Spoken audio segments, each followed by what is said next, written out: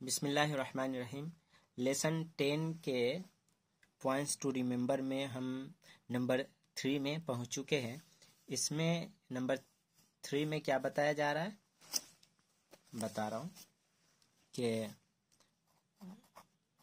आइंदा, इसका एक मीनिंग है इंग्लिश में, क्या है, विद, साथ, और दूसरा मीनिंग है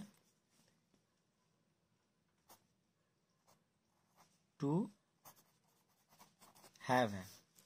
ठीक, ये याद रखें।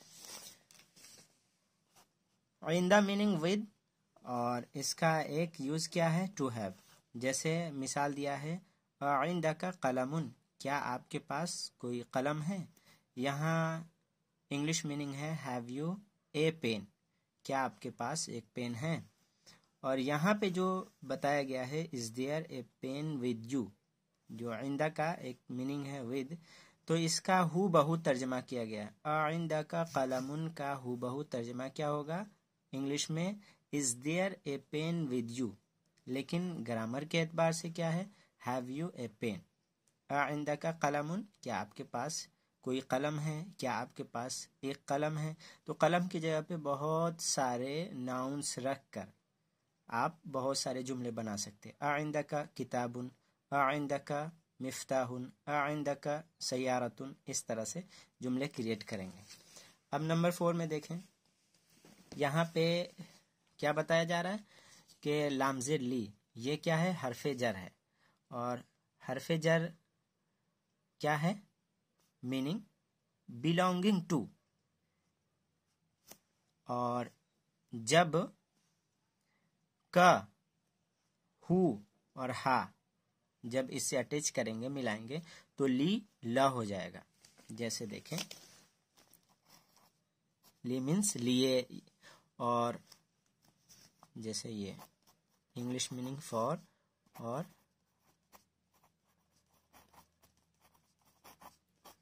टू, ये है। तो इसके ताल्लुक से एक कायदा बयान किया जा रहा है। ये हम ज़मीर पढ़ चुके हैं, का और हु और हा। तो ली के ताल्लुक से बता रहे हैं कि अगर हम इसमें मिलाते हैं तो ली ला हो जाएगा। ला का, ली का कहेंगे गलत हो जाएगा।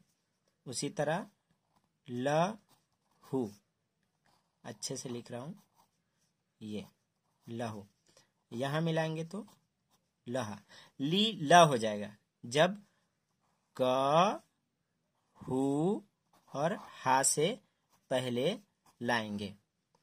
और जब या भी पढ़ चुके हैं, या मीन्स मेरा मेरी मुझको, तो या से पहले अगर ये ला रहे हैं तो ली ली ही रहेगा, यानी इसका जेर जेर ही रहेगा, जबर में नहीं बदलेगा। तो क्या हो जाएगा,